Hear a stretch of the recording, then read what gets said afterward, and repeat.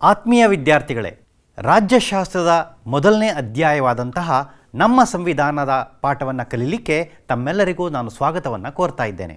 ನಾನು ಶ್ರೀನಿವಾಸ್ ಪ್ರಸಾದ್ ಎಂ, ಸಮಾಜ ವಿಜ್ಞಾನ ಶಿಕ್ಷಕರು, ಸಂತ ಜೋಸೆಫ್ರ ಇಂಡಿಯನ್ ಪ್ರೌಢಶಾಲೆಯಲ್ಲಿ ನಾನು ನನ್ನ ಕರ್ತವ್ಯವನ್ನು ನಿರ್ವಹಿಸ್ತಾ ಇದ್ದೇನೆ. ಈ ದಿನ ರಾಜ್ಯಶಾಸ್ತ್ರದ ಮೊದಲನೇ ಅಧ್ಯಾಯವಾದಂತಹ ನಮ್ಮ ಸಂವಿಧಾನದ ಬಗ್ಗೆ ನಿಮ್ಮೊಂದಿಗೆ ಕೆಲವೊಂದಷ್ಟು ವಿಚಾರಗಳನ್ನು ಚಟುವಟಿಕೆಗಳ ಮುಖಾಂತರ ಹಂಚಿಕೊಳ್ಳಲಿಕ್ಕೆ ಬಯಸ್ತಾ ಇದ್ದೇನೆ. ತಾವೆಲ್ಲರೂ ರೆಡಿ ಇದ್ದೀರಾ ಅಲ್ವಾ?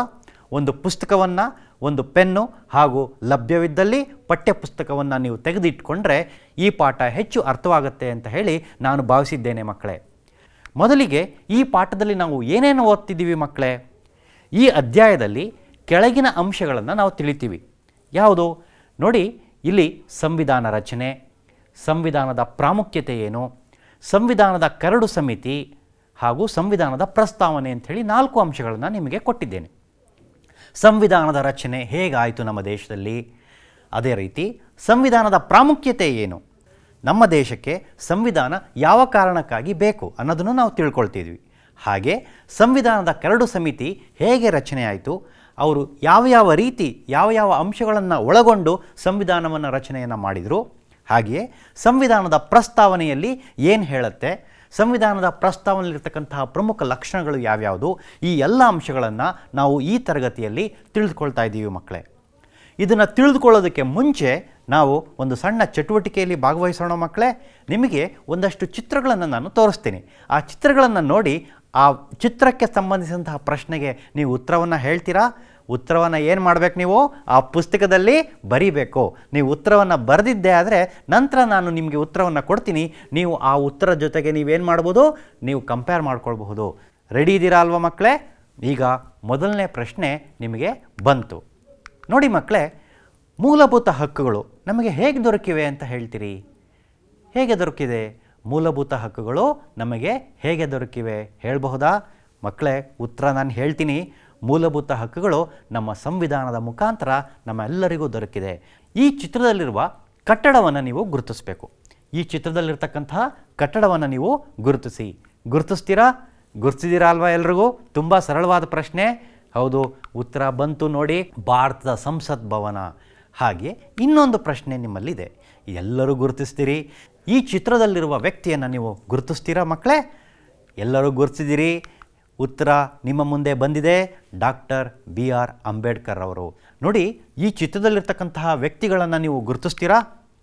ಇಲ್ಲಿ ಮೊದಲನೆಯದಾಗಿ ಅಲಾಡಿ ಕೃಷ್ಣಸ್ವಾಮಿ ಅಯ್ಯರ್ರವರು, ಹಾಗೆಯೇ N ಗೋಪಾಲಸ್ವಾಮಿರವರು, BR ಅಂಬೇಡ್ಕರ್ ಅವರು, KM ಮುನ್ಷಿರವರು, ಮೊಹಮ್ಮದ್ ಸದಾವುಲ್ಲಾರವರು ಹಾಗೂ BL ಮಿಟ್ಟಲ್ ಮತ್ತು DP ಕೃತನ್ರವರು ಈ ಚಿತ್ರದಲ್ಲಿ ನಿಮಗೆ ತೋರಿಸ್ತಾ ಇದ್ದೇನೆ ಮಕ್ಕಳೇ. ಈ ಚಿತ್ರದಲ್ಲಿರ್ತಕ್ಕಂತಹ ಈ ವ್ಯಕ್ತಿಗಳೆಲ್ಲ ನಮ್ಮ ಸಂವಿಧಾನದ ರಚನೆಗೆ ಶ್ರೇಷ್ಠವಾದಂತಹ ಕೊಡುಗೆಯನ್ನು ಕೊಟ್ಟಿದ್ದಾರೆ. ಹಾಗಾದರೆ ನಮ್ಮ ಸಂವಿಧಾನದ ಬಗ್ಗೆ ನಾವು ತಿಳಿದುಕೊಳ್ಳೋಣ. ನೋಡಿ ಮಕ್ಕಳೇ, ಇಲ್ಲಿ ನಮ್ಮ ಸಂವಿಧಾನದ ಪ್ರಸ್ತಾವನೆಯನ್ನು ನಾನು ನಿಮಗೆ ತೋರಿಸ್ತಾ ಇದ್ದೇನೆ. ಈ ಒಂದು ಸಂವಿಧಾನದ ಪ್ರಸ್ತಾವನೆ ನಿಮ್ಮ ಪಠ್ಯ ಪುಸ್ತಕದಲ್ಲಿ ಕೊಟ್ಟಿದ್ದಾರೆ ಮಕ್ಕಳೇ. ಇದನ್ನು ನೀವು ಖಂಡಿತ ಪ್ರತಿಯೊಬ್ಬರೂ ಓದಬೇಕು.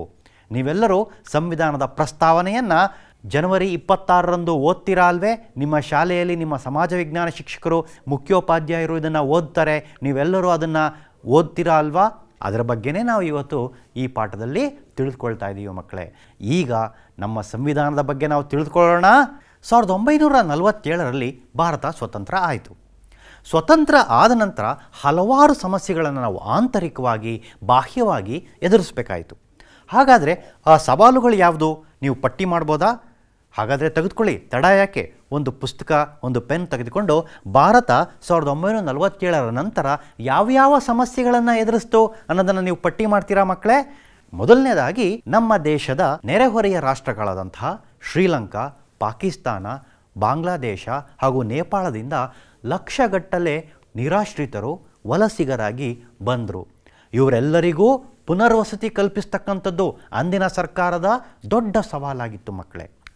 ಅಷ್ಟೇ ಅಲ್ಲ, ಸಂಸ್ಥಾನಗಳ ವಿಲೀನೀಕರಣ.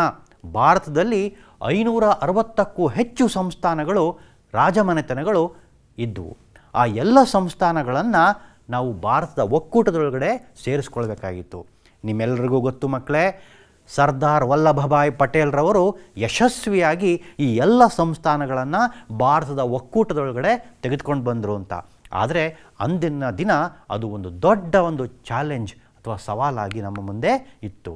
ಹಾಗೆಯೇ ಕಾನೂನು ಸುವ್ಯವಸ್ಥೆಗೊಳಿಸ್ತಕ್ಕಂಥದ್ದು, ನಮ್ಮ ದೇಶವನ್ನು ಬ್ರಿಟಿಷರು ಬಿಟ್ಟು ಹೋದ ಮೇಲೆ ನಮ್ಮದೇ ಆದಂತಹ ಕಾನೂನು ರಚನೆ ನಮಗೆ ಅವಶ್ಯಕತೆ ಇತ್ತು. ಆ ಕಾನೂನುಗಳನ್ನು ಸುವ್ಯವಸ್ಥೆಗೊಳಿಸ್ತಕ್ಕಂಥದ್ದು ನಮ್ಮ ಅಂದಿನ ದೊಡ್ಡ ಸವಾಲಾಗಿತ್ತು ಮಕ್ಕಳೇ. ಅಷ್ಟೇ ಅಲ್ಲ, ಆಡಳಿತ ನಿರ್ವಹಣೆಗಾಗಿ ಹಲವಾರು ಹೊಸ ಹೊಸ ಕಾನೂನುಗಳನ್ನು ಮಾಡಬೇಕಾಗಿತ್ತು. ಸಂವಿಧಾನ ರಚನೆಯಂತಹ ಬಹಳ ದೊಡ್ಡ ಸವಾಲು ನಮ್ಮ ಮುಂದೆ ಇತ್ತು ಮಕ್ಕಳೇ. ಈ ಸವಾಲನ್ನು ನಾವು ದಿಟ್ಟವಾಗಿ ಎದುರಿಸಬೇಕಾಗಿತ್ತು. ಈ ಎಲ್ಲ ಸಮಸ್ಯೆಗಳನ್ನು ನಮ್ಮ ರಾಷ್ಟ್ರ ಅಂದಿನ ದಿನ ಎದುರಿಸಬೇಕಾಗಿತ್ತು ಮಕ್ಕಳೇ. ಈ ಎಲ್ಲವೂ ಭಾರತ ಎದುರಿಸಿದಂತಹ ಸವಾಲುಗಳ ಪಟ್ಟಿ. ಈ ಸವಾಲುಗಳಲ್ಲಿ ಇಂದು ಸಂವಿಧಾನ ರಚನೆಯಂತಹ ಒಂದು ದೊಡ್ಡ ಸವಾಲನ್ನು ನಮ್ಮ ದೇಶ ಹೇಗೆ ಎದುರಿಸ್ತು ನೋಡೋಣವಾ ಮಕ್ಕಳೇ? ರೆಡಿ ಇದ್ದೀರಾ ಅಲ್ವಾ? ಎಲ್ಲರೂ ತಿಳ್ಕೊಳ್ಳೋಣವಾ? ಈಗ ನೋಡಿ, ಹಾಗಾದರೆ ಸಂವಿಧಾನ ಎಂದರೇನು? ಏನು ಸಂವಿಧಾನ ಅಂದರೆ? ಯೋಚನೆ ಮಾಡಿ ಮಕ್ಕಳೇ. ನೋಡಿ, ಸಂವಿಧಾನ ಎಂದರೆ ಒಂದು ರಾಷ್ಟ್ರದ ಮೂಲಭೂತ ಕಾನೂನನ್ನು ಸಂವಿಧಾನ ಎಂದು ಕರೆಯುತ್ತೇವೆ. ಎಷ್ಟು ಚೆನ್ನಾಗಿದೆ ನೋಡಿ ಮಕ್ಕಳೇ. ನಾನು ಸಂವಿಧಾನದ ಒಂದು ಪುಸ್ತಕದ ಚಿತ್ರವನ್ನು ತೋರಿಸ್ತಾ ಇದ್ದೀನಿ. ಈ ಒಂದು ಸಂವಿಧಾನದ ಪುಸ್ತಕದಲ್ಲಿ ಹಲವಾರು ಕಾನೂನುಗಳನ್ನು ಬರೆಯಲಾಗಿರುತ್ತೆ. ಏನಕ್ಕೆ ಕಾನೂನುಗಳನ್ನು ಮಾಡಿರ್ತಾರೆ? ಆಡಳಿತ ವ್ಯವಸ್ಥೆಯನ್ನು ಸುವ್ಯವಸ್ಥಿತಗೊಳಿಸಲು, ಕ್ರಮಬದ್ಧಗೊಳಿಸಲು ನಾವೇನು ಮಾಡಿರ್ತೀವಿ? ಕಾನೂನುಗಳನ್ನು ಮಾಡಿರ್ತೀವಿ. ಈ ಕಾನೂನುಗಳ ಒಂದು ಪುಸ್ತಕವನ್ನೇ ನಾವೇನಂತೀವಿ? ಸಂವಿಧಾನ ಅಂತೀವಿ. ಹಾಗಾದರೆ ಸಂವಿಧಾನದ ಪ್ರಾಮುಖ್ಯತೆ ಏನು ಮಕ್ಕಳೇ? ಒಂದು ಸಾರ್ವಭೌಮ ರಾಷ್ಟ್ರಕ್ಕೆ ಸಂವಿಧಾನದ ಅವಶ್ಯಕತೆ ಏನಿದೆ ತಿಳ್ಕೊಳ್ಬೇಕಲ್ವೇ ಮಕ್ಕಳೇ? ನಾವು ಸಂವಿಧಾನವನ್ನು ಅರ್ಥ ಮಾಡ್ಕೊಳ್ಳೋಕ್ಕೆ ಹೊರಟಿದ್ದೀವಿ. ಆದರೆ ಸಂವಿಧಾನದ ಪ್ರಾಮುಖ್ಯತೆಯನ್ನು ತಿಳ್ಕೊಂಡ ನಂತರ ಸಂವಿಧಾನದ ರಚನಾ ಸಭೆಯ ಬಗ್ಗೆ, ರಚನೆಯ ರೀತಿಯ ಬಗ್ಗೆ ನಾವು ನೋಡೋಣ ಮಕ್ಕಳೇ. ನೋಡಿ, ನಿಮ್ಮ TV ಸ್ಕ್ರೀನ್ ಮುಂದೆ ನಾನು ತೋರಿಸ್ತಾ ಇದ್ದೀನಿ. ಸಂವಿಧಾನವು ಆಡಳಿತ ವ್ಯವಸ್ಥೆಗೆ ಚೌಕಟ್ಟನ್ನು ಒದಗಿಸುತ್ತೆ. ಆಡಳಿತವು ಹೀಗೆ ಇರಬೇಕು, ಆಡಳಿತದ ರೂಪುರೇಷೆಗಳು ಹೇಗಿರಬೇಕು ಅನ್ನೋದನ್ನು ಅದು ತೋರಿಸ್ಕೊಡುತ್ತೆ. ಸಂವಿಧಾನವು ಸರ್ಕಾರ ಮತ್ತು ವ್ಯಕ್ತಿಗಳ ನಡುವೆ ಉತ್ತಮ ಸಂಬಂಧಗಳನ್ನು ಅದು ಏರ್ಪಡಿಸುತ್ತೆ ಮಕ್ಕಳೇ. ಅದು ಬಹಳ ಇಂಪಾರ್ಟೆಂಟು. ನಾವೆಲ್ಲರೂ ಸಂವಿಧಾನದ ಬಗ್ಗೆ ತಿಳ್ಕೊಳ್ತಾ ಇದ್ದೀವಿ, ಅದರ ಪ್ರಾಮುಖ್ಯತೆಯನ್ನು ನಾವು ಅರ್ಥ ಮಾಡ್ಕೋಬೇಕು. ಕೇಂದ್ರ ಮತ್ತು ರಾಜ್ಯ ಸರ್ಕಾರಗಳ ನಡುವಿನ ಸಂಬಂಧ ಹಾಗೂ ಕೇಂದ್ರ ಸರ್ಕಾರ ಮತ್ತು ವ್ಯಕ್ತಿಗಳ ನಡುವೆ, ರಾಜ್ಯ ಸರ್ಕಾರ ಮತ್ತು ವ್ಯಕ್ತಿಗಳ ನಡುವೆ ಇರುವ ಸಂಬಂಧಗಳನ್ನು ಅದು ಉತ್ತಮಪಡಿಸುತ್ತೆ, ಏರ್ಪಡಿಸುತ್ತೆ ಮಕ್ಕಳೇ. ಅಷ್ಟೇ ಅಲ್ಲ, ಸರ್ಕಾರ ನಿರ್ವಹಿಸಬೇಕಾದ ಕಾರ್ಯಕ್ಕೆ ಮಾರ್ಗಸೂಚಿಯನ್ನು ಅದು ಒದಗಿಸುತ್ತೆ ಮತ್ತು ಮಾರ್ಗಸೂಚಿಯಾಗಿ ಅದು ಕಾರ್ಯನಿರ್ವಹಿಸುತ್ತೆ ಮಕ್ಕಳೇ. ಸರ್ಕಾರ ಯಾವ ರೀತಿ ಕೆಲಸಗಳನ್ನು ಮಾಡಬೇಕು, ಸರ್ಕಾರದ ಜವಾಬ್ದಾರಿಗಳೇನು, ಸರ್ಕಾರದ ಮಿತಿಗಳೇನು, ಸರ್ಕಾರ ಈ ಅಂಶಗಳನ್ನು ಯಾವ ರೀತಿ ನಿರ್ವಹಿಸಬೇಕು ಅನ್ನೋದನ್ನು ಅದು ಸ್ಪಷ್ಟವಾಗಿ ಅದು ಹೇಳುತ್ತೆ ಮಕ್ಕಳೇ. ಅದಕ್ಕಾಗಿ ನಮಗೆ ಸಂವಿಧಾನ ಪ್ರಾಮುಖ್ಯತೆ ಆಗುತ್ತೆ. ಇಲ್ಲಿ ನೋಡಿ, ಈ ಅಂಶಗಳು ಹೇಳುತ್ತೆ ಸರ್ಕಾರದ ಅಂಗಗಳಾದಂತಹ ಶಾಸಕಾಂಗ, ಕಾರ್ಯಾಂಗ ಹಾಗೂ ನ್ಯಾಯಾಂಗಗಳ ನಡುವೆ ಸಮನ್ವಯವನ್ನು ಸಾಧಿಸುತ್ತೆ. ಶಾಸಕಾಂಗದ ಮಿತಿಗಳೇನು, ಜವಾಬ್ದಾರಿಗಳೇನು, ಕಾರ್ಯಾಂಗದ ಚೌಕಟ್ಟು ಏನು, ನ್ಯಾಯಾಂಗಕ್ಕಿರ್ತಕ್ಕಂತಹ ಜವಾಬ್ದಾರಿಗಳೇನು, ಈ ಎಲ್ಲವನ್ನ ಅದು ಸ್ಪಷ್ಟವಾಗಿ ಹೇಳ್ಕೊಡ್ತಾ, ಅಷ್ಟೇ ಅಲ್ಲ ಮಕ್ಕಳೇ, ಶಾಸಕಾಂಗ, ಕಾರ್ಯಾಂಗ ಮತ್ತು ನ್ಯಾಯಾಂಗಗಳ ನಡುವೆ ಸಮನ್ವಯವನ್ನು ಸಾಧಿಸಲು ಇದು ನೆರವಾಗುತ್ತೆ ಮಕ್ಕಳೇ. ಇದರಿಂದ ನಾವು ಸಂವಿಧಾನದ ಪ್ರಾಮುಖ್ಯತೆಯನ್ನು ತಿಳ್ಕೋಬೋದು. ಇದೆಲ್ಲ ಕಾರಣಗಳಿಂದಾಗಿ ಸಂವಿಧಾನದ ಪ್ರಾಮುಖ್ಯತೆ ನಮಗೆ ಅರ್ಥವಾಗುತ್ತೆ ಮಕ್ಕಳೇ. ಮುಂದೆ ನೋಡೋಣ ಮಕ್ಕಳೇ. ಈ ಎಲ್ಲ ಪ್ರಾಮುಖ್ಯತೆಯನ್ನು ಮನಗಂಡಂತಹ ನಮ್ಮ ಸಂವಿಧಾನ ತಜ್ಞರು ಮೊದಲು ಒಂದು ಸಂವಿಧಾನ ರಚನಾ ಸಭೆಯನ್ನು ನಾವು ಮಾಡಿಕೊಳ್ಬೇಕು ಅಂತ ಹೇಳಿ ಒಂದು ಸಂವಿಧಾನ ರಚನಾ ಸಭೆಯನ್ನು ರಚಿಸಲಿಕ್ಕೆ ಮುಂದಾದರು. ಸಂವಿಧಾನ ರಚನೆಗೆ ಸಂಬಂಧಿಸಿದಂತೆ ಮೋತಿಲಾಲ್ ನೆಹರು ಸಮಿತಿಯ ಶಿಫಾರಸು ಮತ್ತು 1939 ರಾಷ್ಟ್ರೀಯ ಕಾಂಗ್ರೆಸ್ನ ಅಂದರೆ ಕರಾಚಿ ಅಧಿವೇಶನದ ನಿರ್ಣಯಗಳು ಪ್ರೇರಕವಾದವು. ಯಾವ ಎರಡು ಅಂಶಗಳು ಪ್ರೇರಕವಾದವು ಸಂವಿಧಾನ ರಚನಾ ಸಭೆಗೆ? ಒಂದು, ಮೋತಿಲಾಲ್ ನೆಹರು ಸಮಿತಿಯ ವರದಿ ಮತ್ತು 1939 ರಾಷ್ಟ್ರೀಯ ಕಾಂಗ್ರೆಸ್ನ ಕರಾಚಿ ಅಧಿವೇಶನದ ನಿರ್ಣಯಗಳು ಪ್ರೇರಕವಾಗ್ತವೆ ಮಕ್ಕಳೇ. ಈ ಎರಡು ಅಂಶಗಳು ಭಾರತ ಸಂವಿಧಾನದ ರಚನಾ ಸಭೆಗೆ ಪ್ರೇರಕವಾಗಿದ್ದವು ಮಕ್ಕಳೇ. ಈಗ ನೋಡೋಣ, ಸಂವಿಧಾನ ರಚನೆ ಮಾಡಲು ಕ್ಯಾಬಿನೆಟ್ ಆಯೋಗದ ಶಿಫಾರಸಿನ ಅನ್ವಯ 1946ರಲ್ಲಿ ಭಾರತೀಯರಿಂದ ಕೂಡಿದ, ಇದು ಬಹಳ ಮುಖ್ಯ. ಭಾರತೀಯರಿಂದ ಕೂಡಿದ ಸಂವಿಧಾನ ರಚನಾ ಸಭೆಯನ್ನು ರಚಿಸಲಾಯಿತು ಮಕ್ಕಳೇ. ನೀವೆಲ್ಲರೂ ಇಲ್ಲಿ ಚಿತ್ರಗಳನ್ನು ನೋಡ್ತಾ ಇದ್ದೀರಿ ನೋಡಿ. ಸಂವಿಧಾನ ರಚನಾ ಸಭೆಯಲ್ಲಿದ್ದಂತಹ ಮುಖ್ಯಸ್ಥರು ಇವರುಗಳಾಗಿದ್ದಾರೆ. ಅಲ್ಲಿ ನೀವು ಸರ್ದಾರ್ ವಲ್ಲಭಭಾಯಿ ಪಟೇಲ್, ಹಾಗೆಯೇ ನಮ್ಮ ಪ್ರಥಮ ರಾಷ್ಟ್ರಾಧ್ಯಕ್ಷರಾದಂತಹ ಡಾಕ್ಟರ್ ಬಾಬು ರಾಜೇಂದ್ರ ಪ್ರಸಾದ್ ಹಾಗೂ ಇನ್ನಿತರ ಹಲವಾರು ವ್ಯಕ್ತಿಗಳನ್ನು ಈ ಚಿತ್ರದಲ್ಲಿ ನೀವು ನೋಡ್ತಾ ಇದ್ದೀರಿ ಮಕ್ಕಳೇ. ಈಗ ಇಲ್ಲಿ ನೋಡಿ ಮಕ್ಕಳೇ, ಭಾರತದ ಸಂವಿಧಾನ ರಚನಾ ಸಭೆಯು 389 ಸದಸ್ಯರನ್ನು ಒಳಗೊಂಡಿತ್ತು. ಭಾರತವು ಇಬ್ಬಾಗವಾಗಿ ಸ್ವತಂತ್ರಗೊಂಡ ನಂತರ ಅದು 389ರಿಂದ 299 ಸದಸ್ಯರನ್ನು ಒಳಗೊಂಡಿತ್ತು. ಅಂದರೆ ಭಾರತ ಇಬ್ಬಾಗವಾಗಿ ಪಾಕಿಸ್ತಾನ ಒಂದು ಪ್ರತ್ಯೇಕ ರಾಷ್ಟ್ರವಾಗಿ ರಚನೆ ಆದ ನಂತರ ನಮ್ಮ ಸಂವಿಧಾನ ರಚನಾ ಸಭೆಯ ಸದಸ್ಯರ ಸಂಖ್ಯೆ 389ರಿಂದ 299ಕ್ಕೆ ಇಳಿಯಿತು. ಆ 299 ಜನ ಸದಸ್ಯರ ಒಂದು ಸಮಿತಿಯಲ್ಲಿ ನಮ್ಮ ಮೈಸೂರು ಸಂಸ್ಥಾನದಿಂದ 7 ಜನ ನಾಮಕರಣಗೊಂಡಿರ್ತಾರೆ ಮಕ್ಕಳೇ. ಇದನ್ನು ನೀವು ಗಮನ ಇಟ್ಟು ನೋಡ್ಕೊಳ್ಬೇಕು. ಇದು ಸಂವಿಧಾನ ರಚನಾ ಸಭೆಯಲ್ಲಿ ಭಾಗವಹಿಸಿದಂತಹ ಸದಸ್ಯರ ಒಂದು ಚಿತ್ರವನ್ನು ನಾನು ನಿಮಗೆ ತೋರಿಸ್ತಾ ಇದ್ದೀನಿ ಮಕ್ಕಳೇ. ಭಾರತ ಸಂವಿಧಾನ ರಚನಾ ಸಭೆಯ ಮೊದಲ ಅಧಿವೇಶನ ಡಿಸೆಂಬರ್ 9, 1946ರಂದು ಕರೆಯಲಾಯಿತು ಮಕ್ಕಳೇ. ಅದು ಒಂದು ಐತಿಹಾಸಿಕ ದಿನ, ಸುವರ್ಣಾಕ್ಷರಗಳಲ್ಲಿ ಬರೆದಿರ್ತಕ್ಕಂತಹ ಒಂದು ದಿನ ಆಗಿರುತ್ತೆ. ಅಂದು ಸಚ್ಚಿದಾನಂದ ಸಿನ್ಹಾರವರನ್ನು ಹಂಗಾಮಿ ಅಧ್ಯಕ್ಷರನ್ನಾಗಿ, ತಾತ್ಕಾಲಿಕ ಅಧ್ಯಕ್ಷರನ್ನಾಗಿ ಅವತ್ತು ಮಾಡಲಾಯಿತು.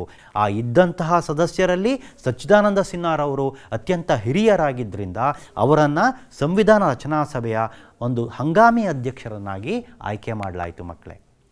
ಈಗ ನೋಡೋಣ ಸಂವಿಧಾನ ರಚನಾ ಸಭೆಯ ಮುಖ್ಯಸ್ಥರು. ಈ ಚಿತ್ರದಲ್ಲಿ ನೀವು ನೋಡ್ತಾ ಇದ್ದೀರಿ, ಈ ಎಲ್ಲ ಮಹನೀಯರು ಸಂವಿಧಾನ ರಚನಾ ಸಭೆಯ ಮುಖ್ಯಸ್ಥರಾಗಿ ಅವರು ಅಲ್ಲಿ ಕಾರ್ಯವನ್ನು ನಿರ್ವಹಿಸ್ತಾ ಇದ್ರು. ಈ ಎಲ್ಲರನ್ನ ನೀವು ಗುರುತಿಸಬಹುದಾ? ನಾನು ನಿಮಗೆ ಅದಕ್ಕಾಗಿ ಒಂದು ಚಟುವಟಿಕೆಯನ್ನು ತಂದಿದ್ದೀನಿ ಮಕ್ಕಳೇ.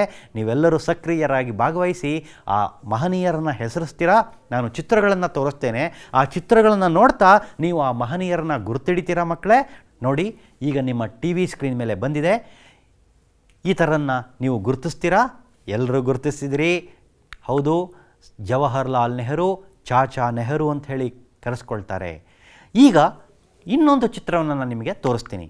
ಈ ವ್ಯಕ್ತಿ ಯಾರು?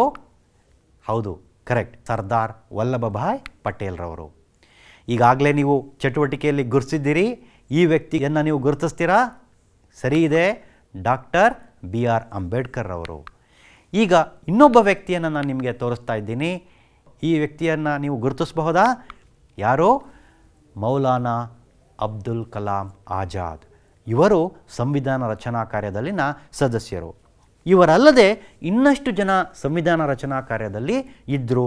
ಇಲ್ಲಿ ನೋಡಿ, ಡಾಕ್ಟರ್ BR ಅಂಬೇಡ್ಕರ್ ಅವರ ಜೊತೆ ಕೂತಿರ್ತಕ್ಕಂತಹ ಮತ್ತೊಬ್ಬರ ಮಹನೀಯರನ್ನ ನೀವು ಗುರುತಿಸಬಲ್ಲಿರಾ? ಅವರೂ ಸಹ ಸಂವಿಧಾನ ರಚನಾ ಕಾರ್ಯದಲ್ಲಿ ಸದಸ್ಯರಾಗಿದ್ದರು.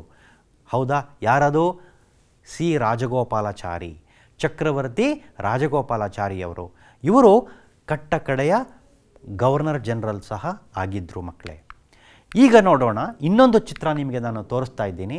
ಇವರನ್ನು ನೀವು ಗುರುತಿಸಬಹುದೇ ಮಕ್ಕಳೇ? ಇವರನ್ನು KM ಮುನ್ಷಿ ಅಂಥೇಳಿ ನಾವು ಗುರುತಿಸ್ತೇವೆ. ಹಾಗೆ ಇನ್ನೊಬ್ಬ ವ್ಯಕ್ತಿಯನ್ನು ನಾವು ತೋರಿಸ್ತಾ ಇದ್ದೇನೆ. ಈಕೆಯನ್ನು ನೀವು ಗುರುತಿಸ್ತೀರಾ? ಈಕೆಯೂ ಸಹ ಸಂವಿಧಾನ ರಚನಾ ತಂಡದಲ್ಲಿ ಸದಸ್ಯರಾಗಿದ್ದರು. ಇವರು ಯಾರು? ಶ್ರೀಮತಿ ಸರೋಜಿನಿ ನಾಯ್ಡು. ಹಾಗೆಯೇ ಈಕೆಯನ್ನು ನೀವು ಗುರುತಿಸಬಹುದಾ? ಈಕೆ ಯಾರು? ಅಲ್ಲೇ ಕಾಣಿಸ್ತಾ ಇದೆ, ಇಂಗ್ಲೀಷ್ನಲ್ಲಿ ಕೊಟ್ಟಿದ್ದಾರೆ, ಸುಚೇತಾ ಕೃಪಲಾನಿ. ಸುಚೇತಾ ಕೃಪಲಾನಿ ಇವರೆಲ್ಲರೂ ಸಂವಿಧಾನ ರಚನಾ ಕಾರ್ಯದ ಇತರ ಸದಸ್ಯರಾಗಿದ್ದರು ಮಕ್ಕಳೇ.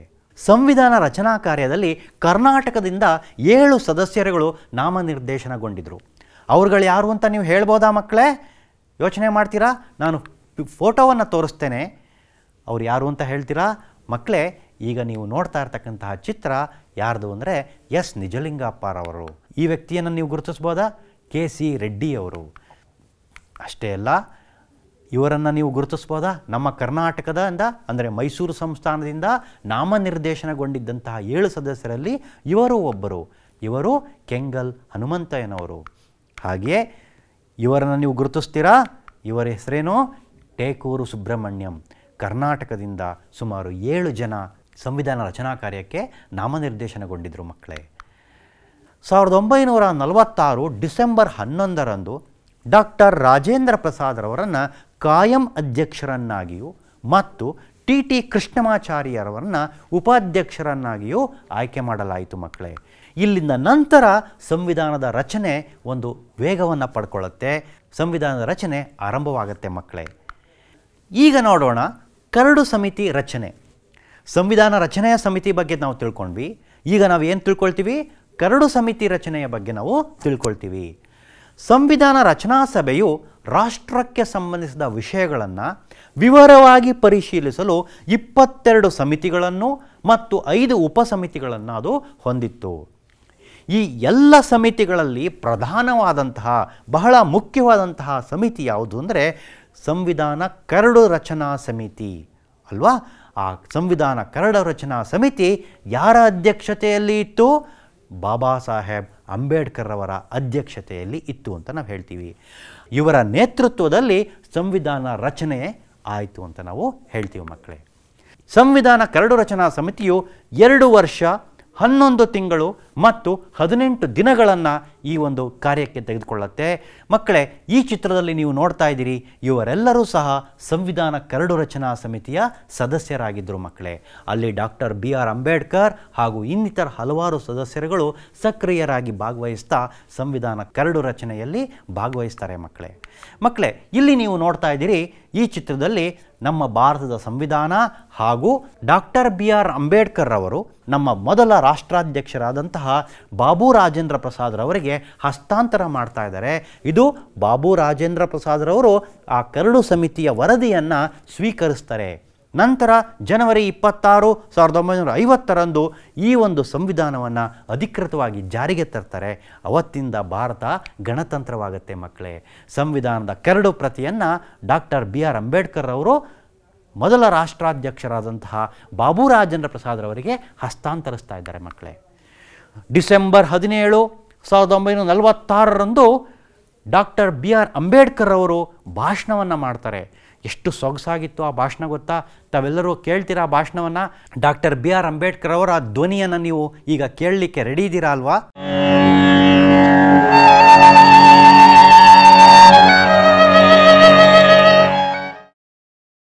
So far as the ultimate goal is concerned, I think none of us need have any apprehensions.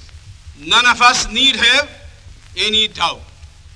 But my fear, which I must express clearly, is this. Our difficulty, as I said, is not about the ultimate future. Our difficulty is how to make the heterogeneous mess that we have today take a decision in common and march in a cooperative way on that road which is bound to lead us to unity. Our difficulty is not with regard to the ultimate. Our difficulty is with regard to the beginning. Mr. Chairman, therefore, I should have thought that in order to make a start, in order to induce every party, every section in this country, it would be the act of greatest statesmanship for the majority party even to make a concession to the prejudices of people who are not prepared to march together. And it is for that I propose to make this appeal. Let us leave aside slogans. Let us leave aside words which frighten people. Let us even make concession to the prejudices of our opponents. Bring them in so that they may willingly join with us on marching upon that road, which, as I said, if we walk long enough, must necessarily lead us to unity. British ಸರ್ಕಾರ ಹೊರಡಿಸಿದ 1909, 19 ಮತ್ತು 1935 ಕಾಯ್ದೆ, ಬ್ರಿಟನ್ನಿನ ಸಂಸದೀಯ ವ್ಯವಸ್ಥೆ ಹಾಗೂ ಅಮೆರಿಕದ bill of rights ಹಾಗೂ ಐರ್ಲೆಂಡಿನ ಸಾಮಾಜಿಕ ನಿರ್ದೇಶಕ ತತ್ವಗಳನ್ನು ಆಧಾರವಾಗಿಟ್ಕೊಂಡು ಸಂವಿಧಾನವನ್ನು ರಚನೆ ಮಾಡಲಾಯಿತು. ಭಾರತ ಗಣತಂತ್ರವಾಯಿತು ಮಕ್ಕಳೇ. ಅಂತಿಮವಾಗಿ ನವೆಂಬರ್ 26, 1949 ಈ ಒಂದು ಕರಡು ಪ್ರತಿಯನ್ನು ಅಂಗೀಕರಿಸಲಾಯಿತು. ಜನವರಿ 26, 1950 ಜಾರಿಗೆ ತರಲಾಯಿತು ಮಕ್ಕಳೇ. ಅಂದಿನ ದಿನವನ್ನು ನಾವು ಗಣರಾಜ್ಯೋತ್ಸವವಾಗಿ ಆಚರಿಸ್ತಾ ಇದ್ದೀವಿ ಮಕ್ಕಳೇ. ಸಂವಿಧಾನದ ಪ್ರಸ್ತಾವನೆಯನ್ನು ನಾವು ನೋಡೋಣ. ಸಂವಿಧಾನದ ಪ್ರಸ್ತಾವನೆ ಅಥವಾ ಸಂವಿಧಾನದ ಪೂರ್ವ ಪೀಠಿಕೆಯಲ್ಲಿ ಏನನ್ನು ನಾವು ಹೇಳಲಿಕ್ಕೆ ಹೋಗಿದ್ದೀವಿ ಅಂತ.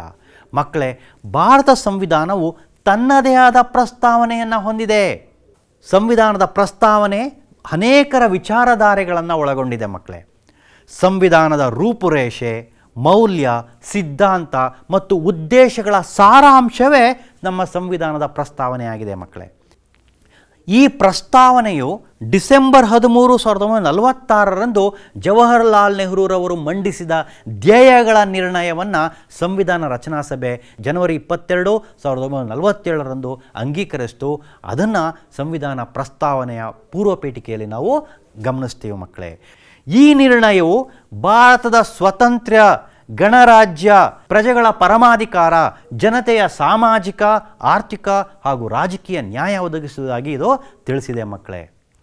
ನಮ್ಮ ಸಂವಿಧಾನದ ಪೂರ್ವ ಪೀಠಿಕೆಯು ತುಂಬ ಅರ್ಥಗರ್ಭಿತವಾಗಿದ್ದು ದೇಶದ ರಾಜಕೀಯ ವ್ಯವಸ್ಥೆಯ ಚಿತ್ರಣವನ್ನೇ ಅದು ಚಿತ್ರಿಸುತ್ತೆ ಮಕ್ಕಳೇ.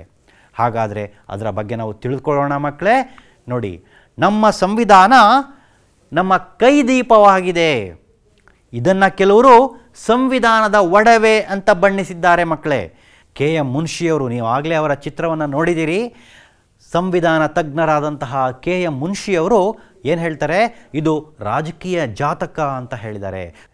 ನೋಡಿ, KM ಮುನ್ಷಿರವರು ನಮ್ಮ ಸಂವಿಧಾನದ ಪ್ರಸ್ತಾವನೆಯ ಪೂರ್ವ ಪೀಠಿಕೆಯನ್ನು ರಾಜಕೀಯ ಜಾತಕ ಅಂತ ಹೇಳಿ ಕರೆದಿದ್ದಾರೆ ಮಕ್ಕಳೇ.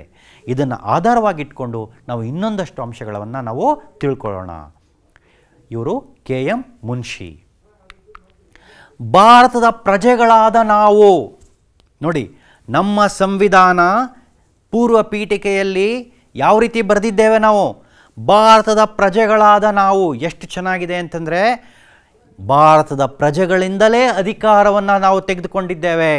ಭಾರತದ ಪ್ರಜೆಗಳಾದ ನಾವು ನಮಗೋಸ್ಕರ ಈ ಒಂದು ಕಾನೂನನ್ನು ಮಾಡಿಕೊಂಡಿದ್ದೇವೆ.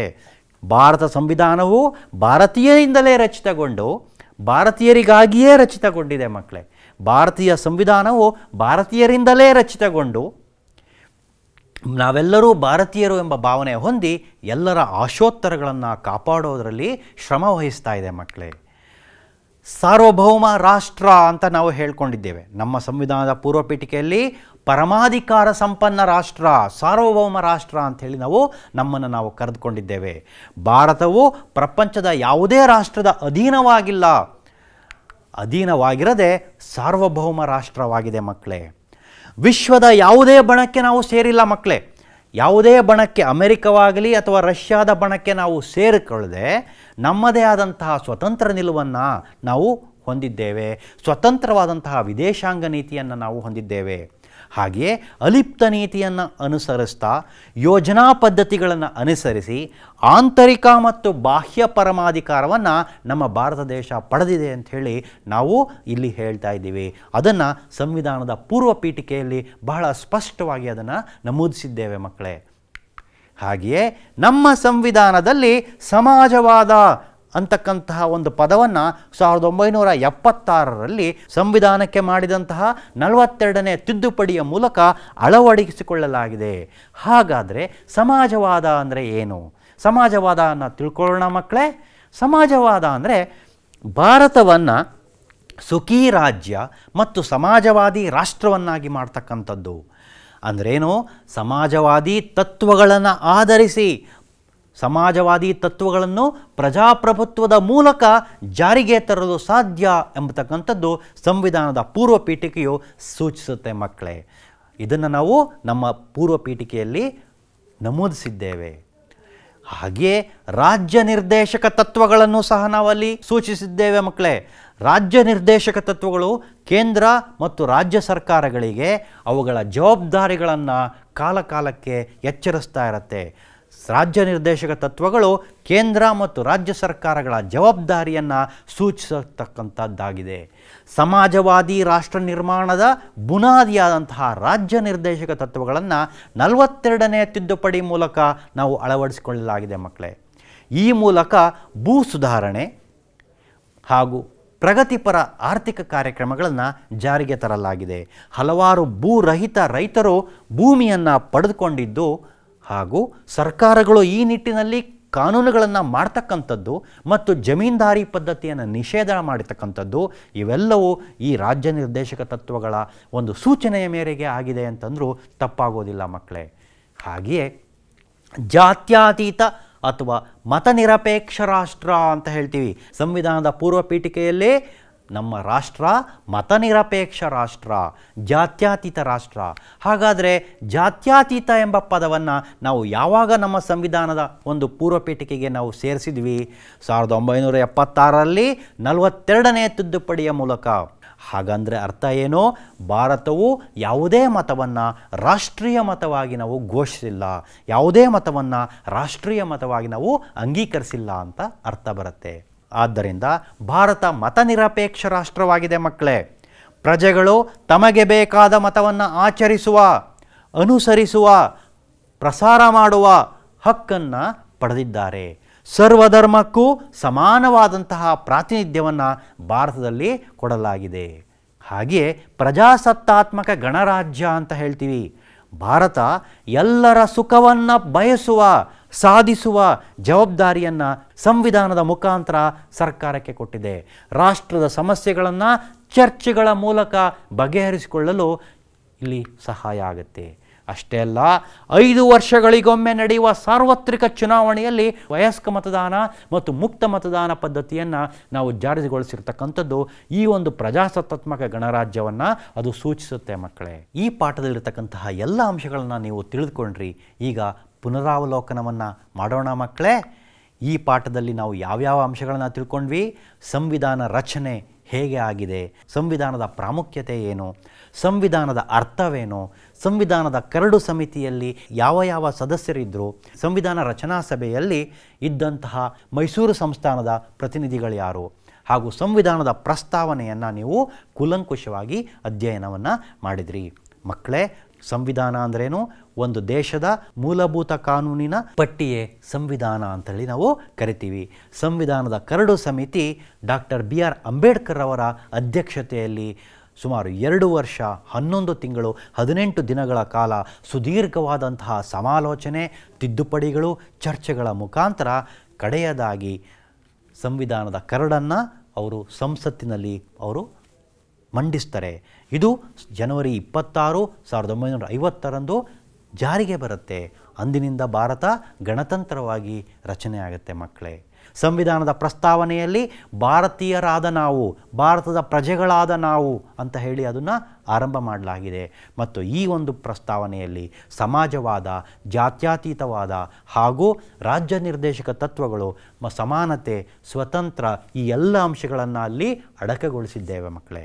ಇವೆಲ್ಲವನ್ನು ನೀವು ತಿಳ್ಕೊಂಡ್ರಿ.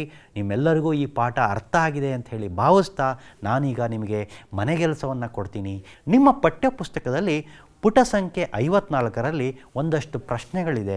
ಆ ಪ್ರಶ್ನೆಗಳಿಗೆ ಈ ಉತ್ತರವನ್ನು ನೀವು ಬರಿತೀರಾ ಮಕ್ಕಳೇ? ಈ 5 ಪ್ರಶ್ನೆಗಳಿಗೆ ಉತ್ತರ ನನ್ನ ಪಾಠದಲ್ಲಿ ನಿಮಗೆ ಸಿಕ್ಕಿದೆ ಅಂಥೇಳಿ ನಾನು ಭಾವಿಸ್ತಾ ಇಂದಿನ ದಿನದ ತರಗತಿಯನ್ನು ನಾನು ಅಂತ್ಯ ಮಾಡ್ತಾ ಇದ್ದೀನಿ. ತಮ್ಮೆಲ್ಲರಿಗೂ ಶುಭವಾಗಲಿ. ನಮಸ್ಕಾರ.